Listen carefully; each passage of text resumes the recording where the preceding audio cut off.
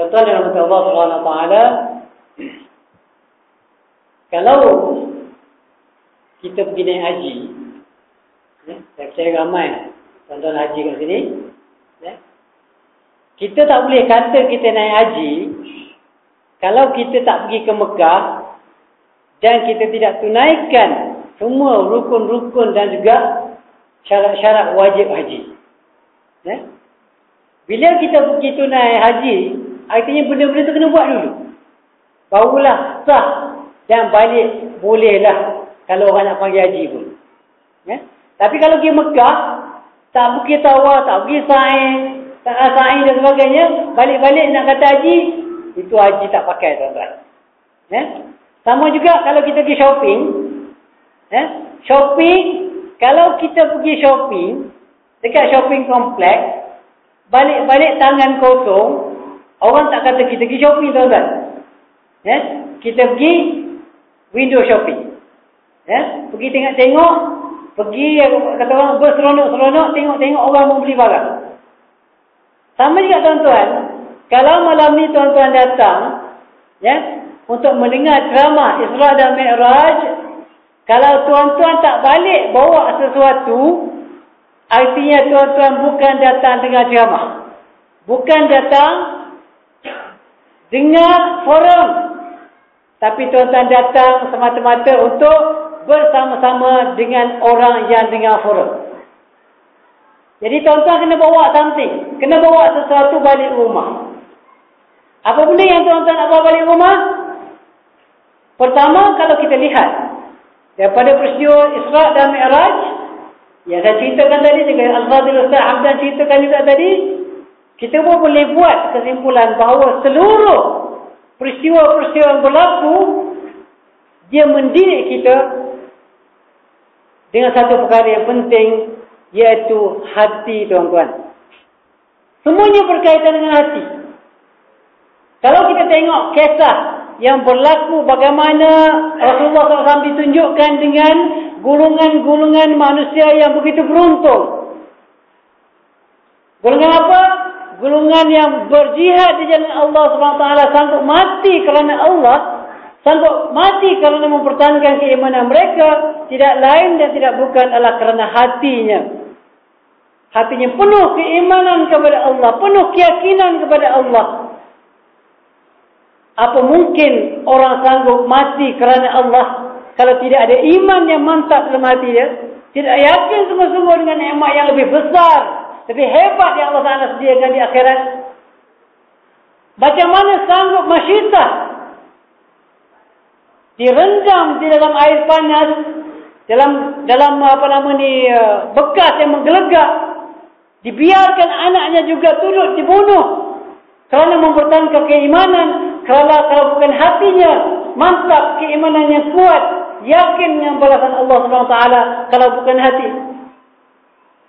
Kalau juga kerana bukan hati yang buruk, yang busuk, yang kotor, mana mungkin manusia melakukan kemaksiatan kepada Allah SWT. Macam mana orang nak berzina kalau iman mantap dalam hati, tuan-tuan? Macam mana orang nak makan rasuah kalau hatinya beriman, yakin dengan balasan buruk, balasan neraka, azab seksa yang akan diterima di akhirat? Macam mana mungkin terbuka mulut kita, tuan-tuan, untuk mengumpat, untuk menghina, menjatuhkan maruah orang, membuat fitnah, menuduh perzinaan dan sebagainya, kalau bukan kerana hatinya sakit, hatinya kotor, tidak beriman, tidak taat kepada Allah SWT. Tuan-tuan, semuanya berada dalam hati.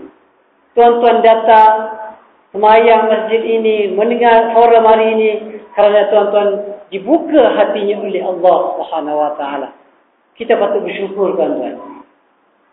Pada mana Ustaz Hamdan sebutkan tadi, kita datang bukan kerana hebat tu badan kita, bukan kerana banyak harta benda kita.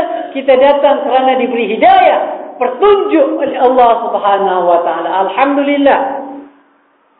Tuan-tuan, kalau hati kita sakit, maka rosak segala amalan kita. Dan jelas dia gambar oleh Nabi SAW. Hadis selalu sangat kita baca. yang selalu sangat diceramahkan oleh ustaz-ustaz kita, tetapi sejauh mana kita berusaha untuk membersihkan hati kita? Sejauh mana kita berusaha untuk membersihkan hati kita daripada sifat-sifat mazmumah? Kita datang dengan ceramah, bawa sifat-sifat dengki. Kita datang duduk dalam masjid, bawa sifat-sifat suka memperkecilkan orang lain, menjatuhkan orang lain, mengumpat orang lain.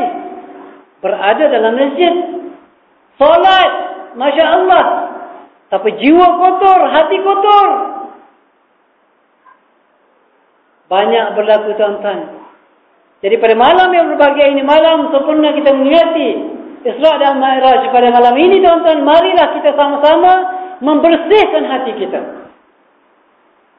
mensucikan hati kita. Walaupun prosesnya panjang, tuan-tuan. Proses membersihkan hati, proses yang amat menyakitkan. Proses mensucikan jiwa hati kita, satu proses yang bukan senang untuk dibuat, tuan-tuan. Umpama apa?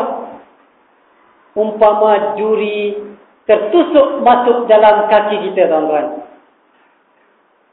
Bila kita kena duri, aduh sakit, tuan-tuan. Tapi kalau kita biarkan duri itu dalam kaki kita, lama-lama apa? Lama-lama dia sudah jadi lali, tuan-tuan.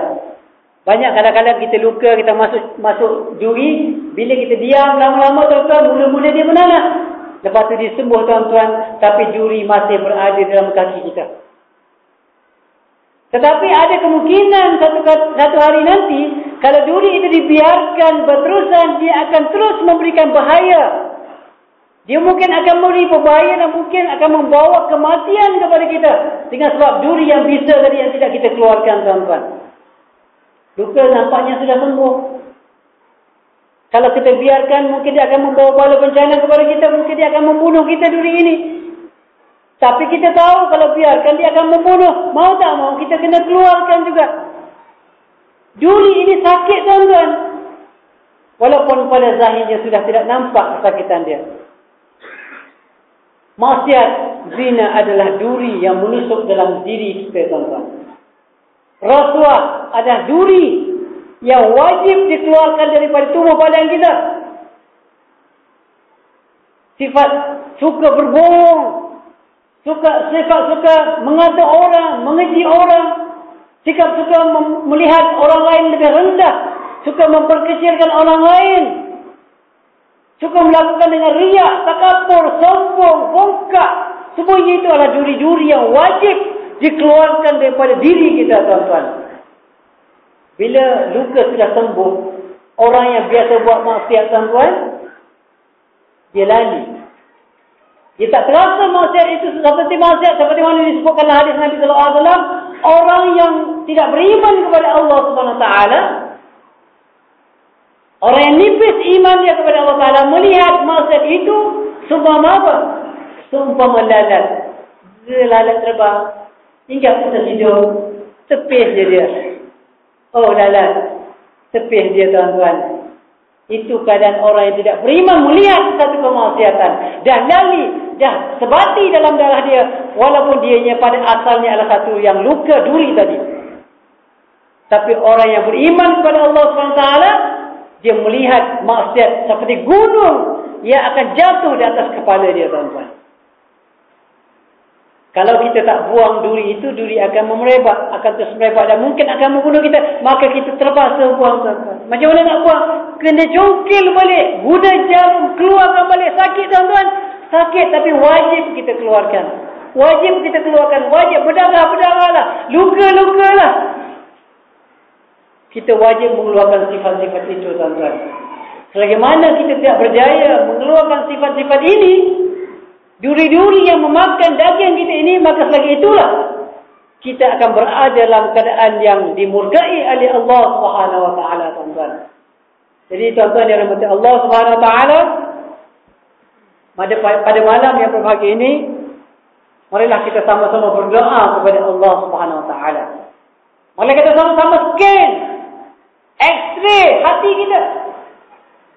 Buang kekotoran-kekotoran dalam hati kita. Kerana tidak ada siapa yang boleh buang